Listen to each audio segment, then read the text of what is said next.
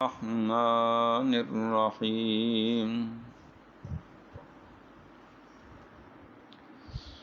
قال أما قليل ليصبحن نادمين فأخذتهم الصيحة بالحق فجعلناهم غثاء فبعدا للقوم الظالمين۔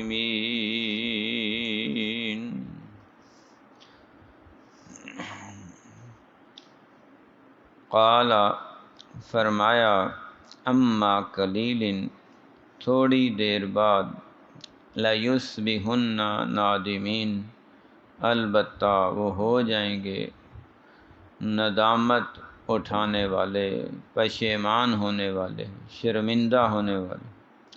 فَأَخَذَتْهُمُ الصَّيْحَةُ بِالْحَقِّ پس پکڑ لیا ان کو ایک چیخ نے حق سچ کے ساتھ۔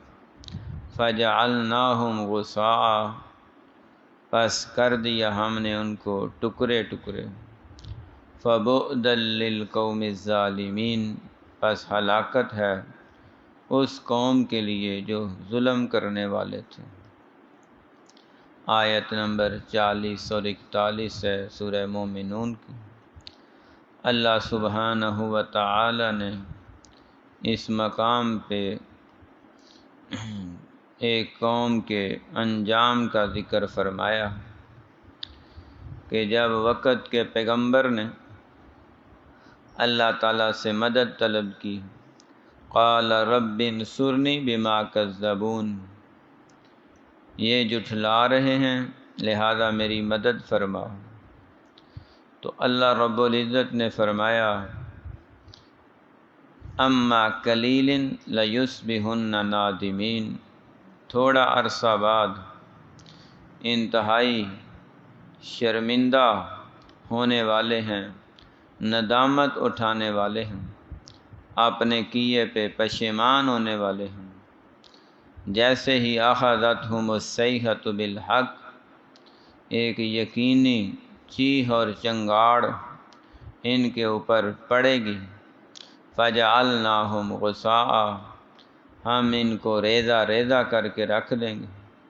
فبعدا للقوم الظالمین تو ایسی ظالم قوم کے لیے ہلاکت، تباہی، بربادی، لعنت ہے، اور اللہ رب العزت کی طرف سے سخت عذاب کی وعید ہے جن کی مدد کو کوئی بھی نہیں آئے گا۔ تو اللہ تعالیٰ سے یا اللہ کے پیغمبروں سے یا اللہ تعالیٰ کے کلام سے یا اللہ تعالیٰ کے احکامات سے جو ٹکرانے والا ہے وہ پاش پاش ہو جانے والا ہے، وہ کبھی بھی اپنا وجود بھی برقرار نہیں رکھ سکتے۔ ان کو اللہ سبحانہ و تعالی عبرت کا نشان بنا دیتے ہیں۔ کچھ دنوں کے لیے اللہ مہلت دیتے ہیں، جیسے ہی مہلت ختم ہوتی ہے پھر اس جگہ سے ان کو مار پڑتی ہے، اس جگہ سے ان پہ عذاب آتا ہے، اس جگہ پہ قہر الہی برستا ہے، اس جگہ سے ان پر آسمانی بجلی گرتی ہے، اس جگہ سے ان پر رب ذوالجلال کا غضب نازل ہوتا ہے جہاں سے وہ وہم و گمان بھی نہیں رکھتے۔ نبی پاک صلی اللہ علیہ وآلہ وسلم کے بارے میں ذکر ہے جیسے ہی بادل چھا جاتے، بارش آنے سے پہلے جو کیفیت بنتی ہے، بادل اڑتے ہیں، کالے سیاہ بادل چھا جاتے ہیں، دن کے وقت اندھیرا ہو جاتا ہے، تیز آندھی طوفان چاروں طرف سے شہر کو گھیر لیتا ہے۔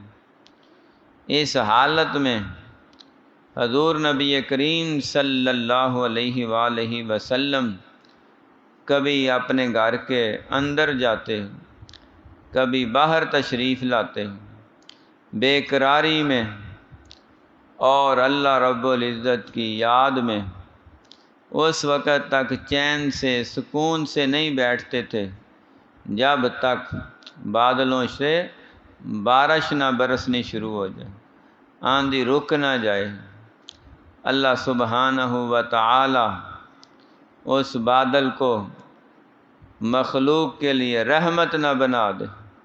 تو آپ سے پوچھا جاتا کہ جب بادل آتے ہیں آپ اتنے بے قرار کیوں ہوتے ہیں؟ تو آقا علیہ الصلوۃ والسلام فرماتے کہ یہی وہ بادل ہیں کہ جب پہلی قوموں پہ اللہ تعالیٰ نے عذاب بھیجنے کا فیصلہ فرمایا تو لوگوں نے جشن منانے شروع کیے، گرمی بڑی سخت ہے، تپش ہے، لو چل رہی ہے اور سورج 1.25 میل پہ فاصلے پہ آنے کو ہے، ہر طرف زمین گرم ہو چکی ہے، پتھر جل رہے ہیں، انسان جانور پیاس سے بلک رہے ہیں، درخت پودے زمین بنجر خشک ہو رہی ہے، تالاب اور جوہڑ ویران پڑے ہیں، گلیاں بازار سنسان پڑے ہیں، تو انہیں اچانک بادل دیکھ کے امید کی کرن نظر آتی کہ اب بادل آئے ہیں، ہوا چل پڑی ہے تو یہاں سے بارش نازل ہوگی، ہم خوشی سے نہال ہوں گے، دل لگی سے نہائیں گے، اٹکیلیاں کریں گے، خوشیاں منائیں گے، کپڑوں سے باہر ہو جائیں گے اور سر عام لوگوں کے سامنے جشن منائیں گے، جشن بہارا منائیں گے۔ انہوں نے اپنے پروگرام ترتیب دیے، پلاننگ کی، بارش میں انجوائے کرنے کا پروگرام بنایا۔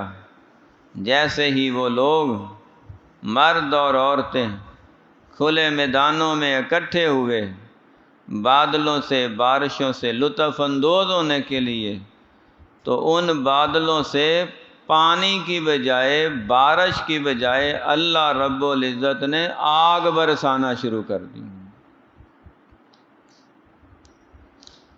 وہ بادل ان کے لیے رحمت کی بجائے عذاب بن گئے، زحمت بن گئے۔ اس لیے حضور اکرم صلی اللہ علیہ وآلہ وسلم جب تک بادلوں سے بارش نہ برستی آپ بے قرار رہتے، دعائیں کرتے رہتے، اللہم انی اسألک خیر ہذہ السحاب وخیر ما فیہن واعوذ بک من شرہن وشر ما فیہن اللہم انی اعوذ بک ان اصیب فیہن صفقۃ خاسرہ۔ آندھی چلتی، طوفان چلتا، پھر بھی آپ دعا کرتے، اللہم انی اسألک خیر ہذہ المرسلہ وخیر ما فیہا واعوذ بک من شرہا وشر ما فیہا اللہم انی اعوذ بک ان اصیب فیہا صفقۃ خاسرہ۔ یا رب تعالی ان بادلوں میں جتنی خیر ہے، بھلائی ہے، فائدہ ہے وہ عطا فرما، اور جو ان میں شر ہے، نقصان ہے، وہ ہم سے دور لے جا۔ جیسے ہی بارش برسنی شروع ہوتی آپ پھر دعا کرتے، اللہم اجعلہ لنا سیبا نافعا۔ یا رب تعالیٰ اس بارش کو ہمارے لیے فائدے والا، نفع والا بنا، اس کے نقصان سے محفوظ فرما، بارشوں کے فوائد عطا فرما، بارشوں کے نقصانات سے محفوظ فرما۔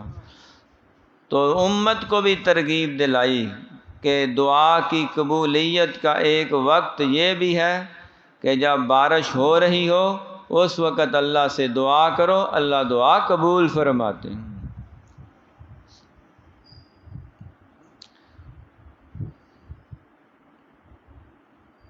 پہلی قوموں میں سے، پہلی امتوں میں سے جنہوں نے اللہ تعالیٰ سے بغاوت کی، سرکشی کی، نافرمانی کی، اور وقت کے انبیاء سے دشمنی کی، مخالفت کی، ان سے مقابلہ کیا، مجادلہ کیا، مناظرہ کیا، پھر ان کے خلاف لڑائی جھگڑا کرتے رہے، میدان عمل میں نکل آئے، تو اللہ رب العزت نے پھر اپنے پیغمبروں کی مدد کی۔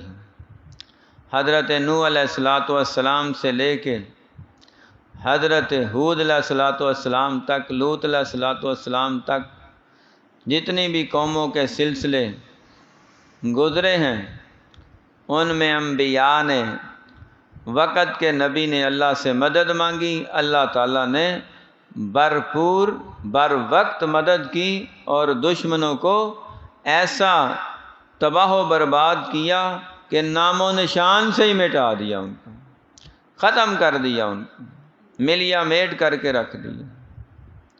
حضرت نوح علیہ السلام نے پہلے دعا کی، رب انصرنی بما کذبون، یا اللہ میری مدد کر، یہ جھٹلا رہے ہیں۔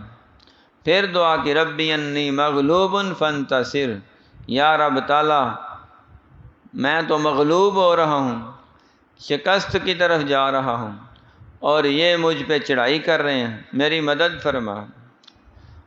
اور پھر اخیر حتمی اور آخری دعا کی، قال نوح رب لا تذر علی الارض من الکافرین دیارا، یا رب تعالیٰ اب کافروں کا ایک گھر بھی زمین پہ نظر نہ آئے۔ تو ایسی بد دعا کی کہ انسان تو مرنے ہی مرنے تھے، ان کے گھر بھی تباہ ہو گئے، ہر شے ملیا میٹ، شہروں کے شہر ہی ویران ہو گئے۔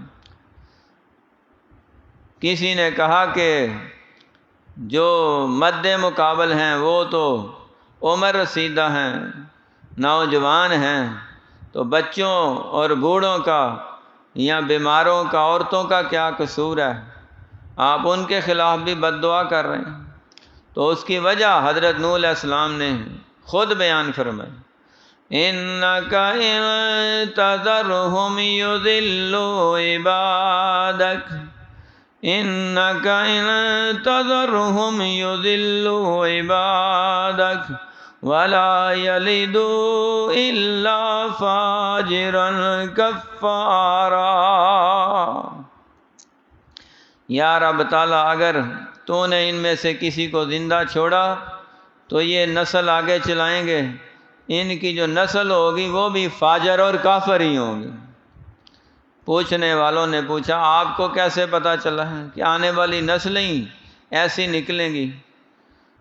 تو کہنے لگے 950 سال تو ہو گئے ہیں، تو 3-4 نسلیں تو میں ان کی دیکھ چکا ہوں، جو بھی پیدا ہوتے ہیں فاجر اور کافر ہی ہو رہے ہیں، وہ بڑے ہو کر انہی کے نقش قدم پہ چل رہے ہیں، جس پر الفینا علیہ آبانا ہے، آباء و اجداد کو دیکھا اسی طرح وہ چل رہے ہیں۔ تو ان کو ملیا میٹ کر دے، تباہ و برباد کرتے، ان کا کوئی گھر بھی زمین پہ نظر نہ آئے، اور ساتھ ہی اپنے لیے بخشش کی دعا کی، رب اغفر لی ولوالدی ولمن دخل بیتی مؤمنا وللمؤمنین والمؤمنات۔ یا اللہ میری کشتی پہ سوار ہونے والے میرے ماں باپ اور میرے ایمان والوں سمیت ان سب کو بخش دے، معاف کر دے، ان پہ رحمت فرما، کرم فرما، پار لگا دے۔ تو جب یہ دعا کی، اللہ رب العزت نے ایسا طوفان، ایسی آندھی، ایسا سیلاب بھیجا کہ روئے زمین پہ کوئی گھر بھی باقی نہ رہا، کیونکہ اس وقت آبادی ہے ہی وہ تھی جو نوح علیہ السلام کی قوم تھی۔ تو انہوں نے اللہ تعالیٰ سے یہ گزارش کی، یا رب تعالیٰ اگر ان کو زندہ چھوڑ دیا نا تو یہ جو مومن ہیں نا ان کو بھی گمراہ کرنے کی کوشش کریں، خود تو گمراہ ہیں ہی ہیں۔ حضرت نوح علیہ السلام نے اپنی قوم کے خلاف بد دعا کر دی، لیکن ہمارے حضور نبی کریم حضرت محمد الرسول اللہ صلی اللہ علیہ وسلم سے کہا بھی گیا کہ آپ ان کے لیے بد دعا کریں، یہ طائف والوں نے آپ کو سخت اذیتیں دی ہیں، تکلیفیں دی ہیں اور آپ کو زخمی کیا ہے، خون مبارک نکلا ہے، آپ کو انہوں نے اس قدر پریشان کیا ہے۔ تو آقا علیہ الصلوۃ والسلام نے فرمایا ان کے لیے بد دعا نہیں، دعا کرتے ہیں اللہم اہد قومی فإنہم لا یعلمون، یا رب تعالیٰ ان کو ہدایت عطا فرما، اگر یہ ہدایت ان کے حصے میں نہیں تو مجھے یقین ہے ان کی آنے والی نسلیں ضرور محمد کا کلمہ پڑھنے والے ہوں گے صلی اللہ علیہ وسلم۔ وہی طائف ہے، وہی شہر ہے جہاں پہ حضور پاک صلی اللہ علیہ وسلم کو پتھر مارے گئے، آقا علیہ السلام زخمی ہوئے، آپ ایک باغ کے دیوار سے ٹیک لگا کے بیٹھ گئے، وہ نشانیاں ابھی تک وہاں موجود ہیں اور حاجی لوگ وہاں جاتے ہیں دیکھتے ہیں۔ اور اب وہ طائف نہیں رہا جہاں پہ اللہ رسول کا نام لینے کی پابندی تھی، اب طائف پورے شہر میں اور گرد و نواح میں 5 وقت آواز بلند ہوتی ہے، اشہد ان لا الہ الا اللہ اشہد ان محمد الرسول اللہ صلی اللہ علیہ وسلم۔ تو ان کی نسلیں بلکہ نسل در نسل دین آ چکا ہے۔ اگر آقا علیہ الصلوۃ والسلام چاہتے تو بد دعا کر دیتے یا اللہ طائف کی پوری بستی کو تباہ و برباد کر دے، تو وہ سارا ہی تباہ ہو جاتے، لیکن آپ نے ان کے لیے بھی بد دعا نہیں کی۔ جن مکے والوں نے آپ کو جلا وطن کیا، گھر سے نکالا، آپ مدینہ شریف تشریف لائے، ان کے خلاف بھی بد دعا نہیں کی، ان کی ہدایت کے لیے بھی دعا کی۔ جب مکہ فتح ہوا تو اس وقت آقا علیہ الصلوۃ والسلام سے کہا گیا آپ گن گن کے بدلے لیں، تو آپ نے ان کو بخش دیا، معاف کر دیا، لا تثریب علیکم اليوم انتم الطلقاء، جاؤ تم آزاد ہو، معاف کیا، تم سے کوئی مواخذہ نہیں، کوئی بدلہ نہیں۔ تو آقا علیہ السلام کی دعا کی برکت سے اس دور کے لوگ بھی بچے ہیں، آج کے دور کے لوگ بھی بچ رہے ہیں۔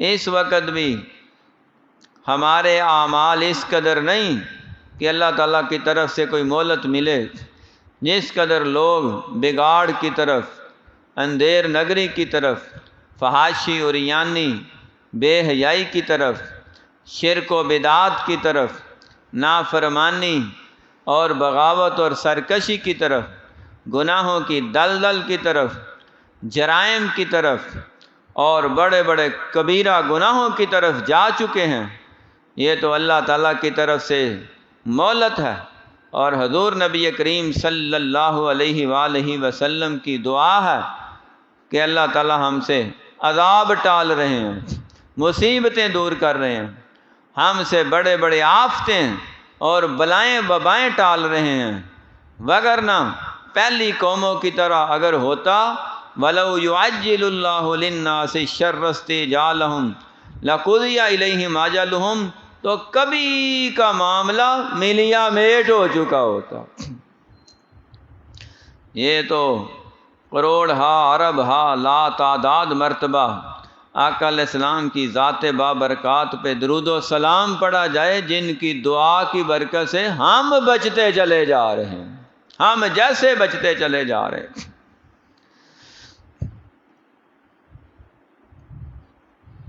اللہم صلی علی محمد وعلی آل محمد، اللہم بارک علی محمد وعلی آل محمد۔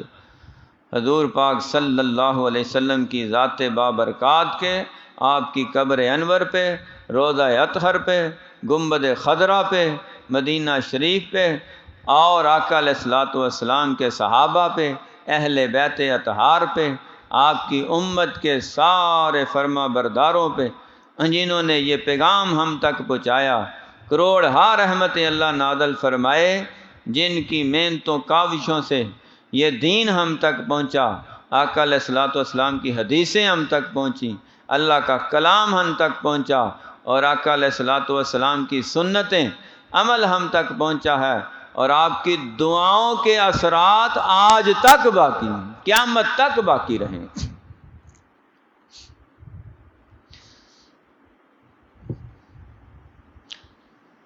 اللہ اکبر۔ ایک دعا ہے حضور پاک صلی اللہ علیہ وسلم کی، فرمایا نظر اللہ امرأن سمع مقالتی فحفظها ووعاها وعدها كما سمع۔ اللہ تعالیٰ اس کو تر و تازہ رکھے، خوش و خرم رکھے، کبھی کوئی غم فکر پریشانی نہ آئے۔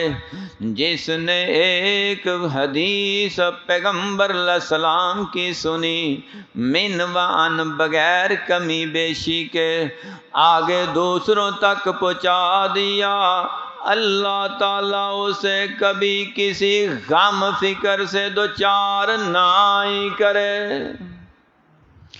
ہمیشہ تر و تازہ رکھے۔ تو ایک حدیث کو آگے پہنچانے کی اتنی بڑی دعا ہے، اور ایک آیت وہ تو حدیث سے بھی اعلیٰ درجہ رکھتی ہے، وہ دوسروں تک پہنچائی جائے۔ فرمایا اگر ایک آیت کو تم ہر روز سمجھ کے یاد کرتے ہو تو تمہارے نامہ اعمال میں اتنا ثواب ہے جتنا ایک قیمتی اونٹ کو خرید کے اللہ کی راہ میں قربان کر دیا۔ اگر 2 آیتیں ہیں تو 2 اونٹ قربان کرنے کا ثواب ہے۔ تو کتنا بڑا ثواب ہے جو ہمیں مفت میں مل رہا ہے، اور ہم مفت میں آگے اس کو کنورٹ کر سکتے ہیں۔ اس اجر و ثواب کی اس وقت ہمیں قدر ہوگی جب یہ اجر و ثواب کمانے کا دروازہ بند ہو جائے گا، پھر وہاں پہ پچھتانے والے پچھتائیں گے اور کہیں گے ربنا اخرنا الی اجل قریب نجب دعوتک ونتبع الرسل۔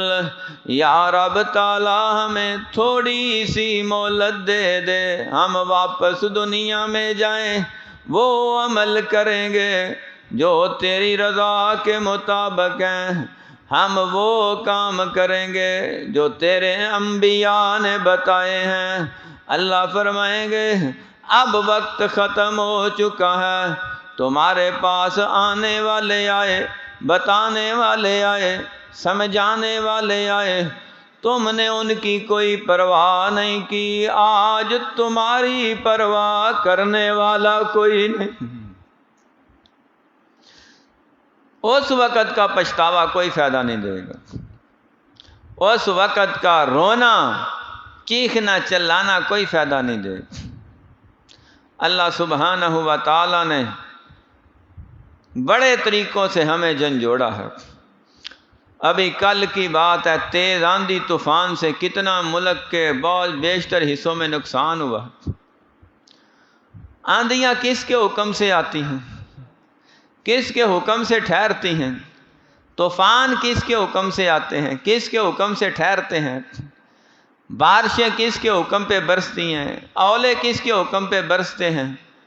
کتنا ان میں نقصان ہے، کتنا فائدہ ہے، کس کے لیے آفت اور مصیبت بن کے آتے ہیں، کس کے لیے یہ خیر و منزلت بن کے آتے ہیں، اس کا علم ہے تو صرف اللہ کے پاس ہے۔ اللہ تعالیٰ کے لیے تو ساری مخلوق ہے، یاد رکھیں اللہ تعالیٰ کے لیے یہ ساری مخلوقات ہیں، انسان بھی، جن بھی، فرشتے بھی، حیوانات بھی، نباتات بھی، جمادات بھی، پہاڑ بھی، پتھر بھی، دریا بھی، سمندر بھی، سورج بھی، چاند بھی، ستارے بھی، یہ شمس و قمر، یہ نجم و نجوم، یہ حجر و شجر، سب اللہ کی مخلوق ہیں۔ آندھی طوفان بارشیں بادل سب اللہ کی مخلوق ہیں۔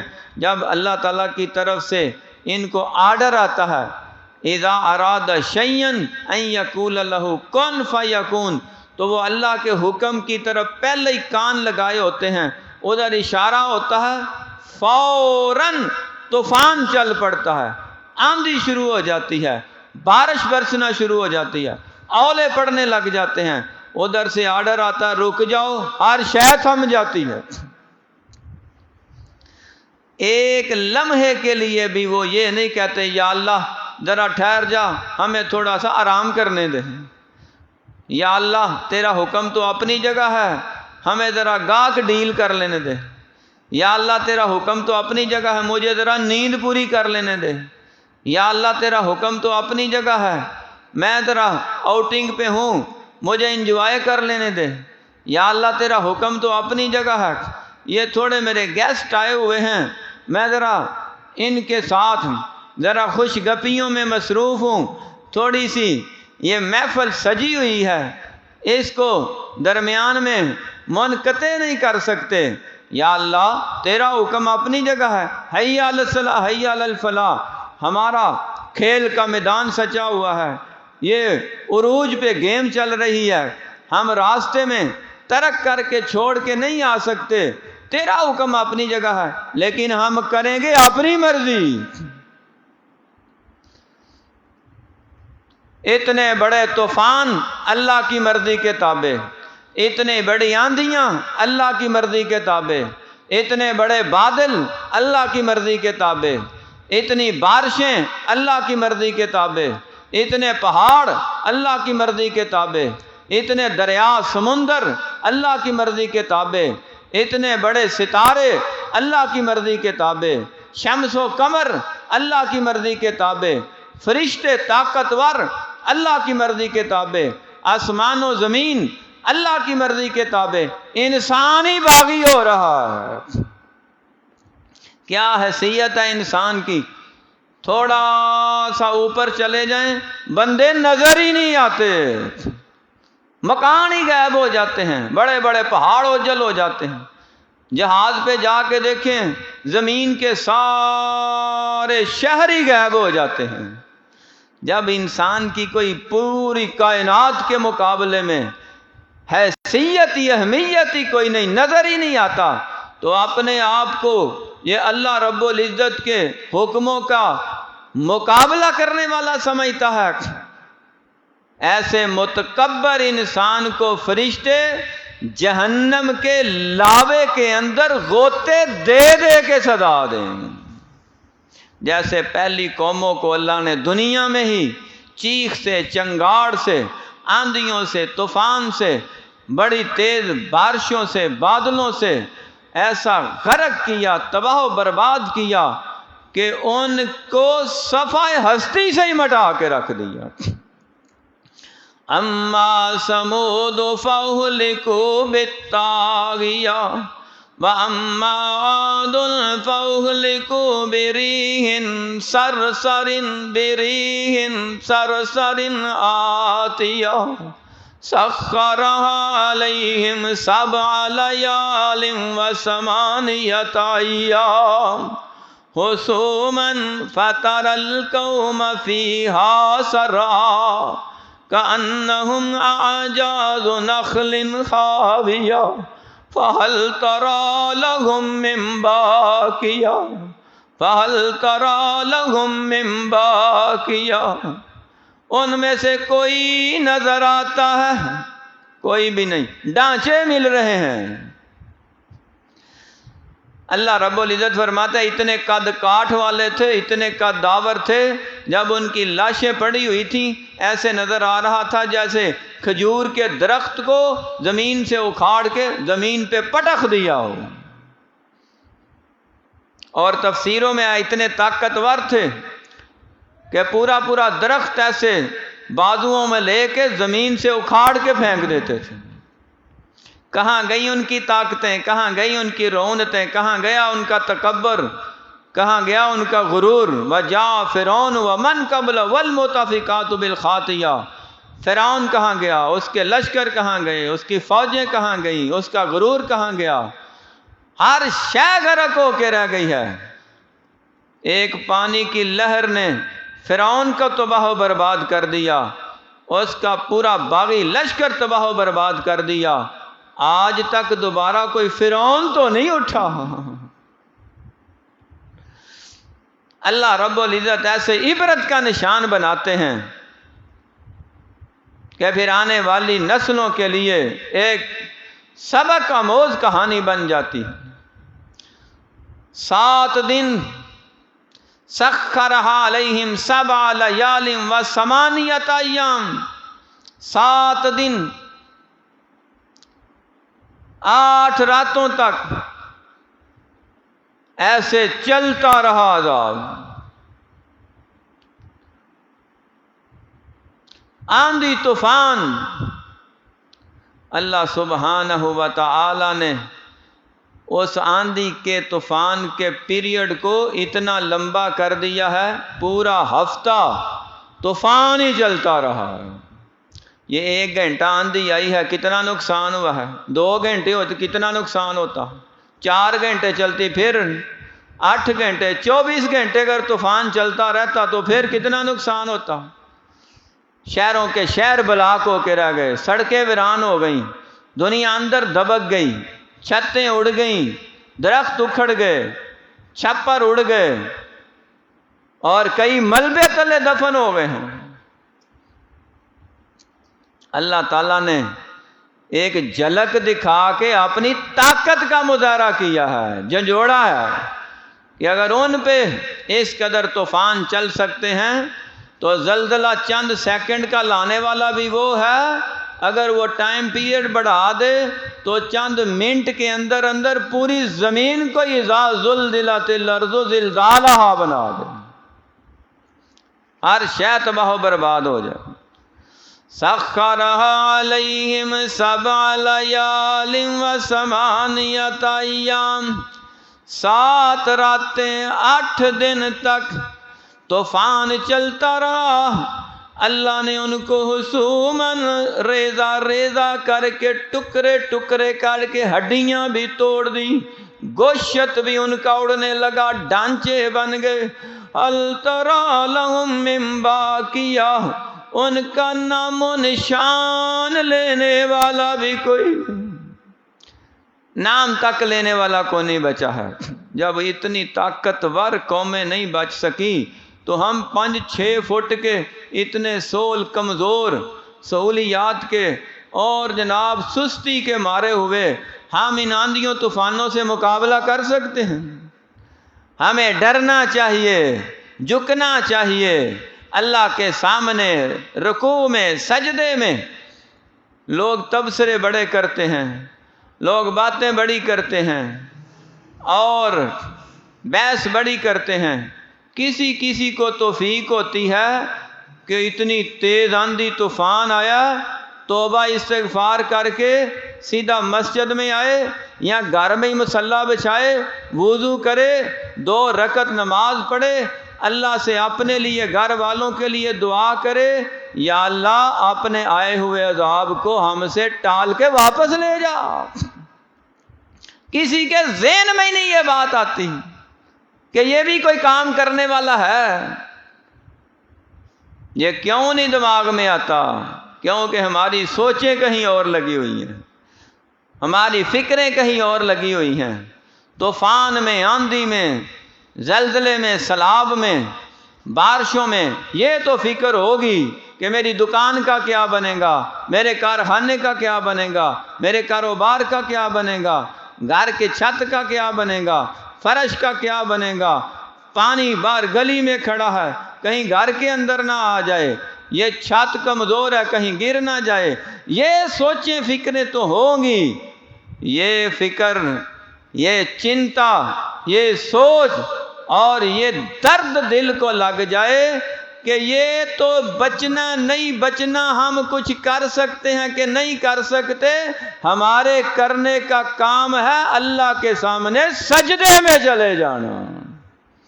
جب ہم یہ کام کریں گے، آنسوؤں سے لبریز ہاتھ اٹھائیں گے، اللہ سب کچھ بچا لیں گے۔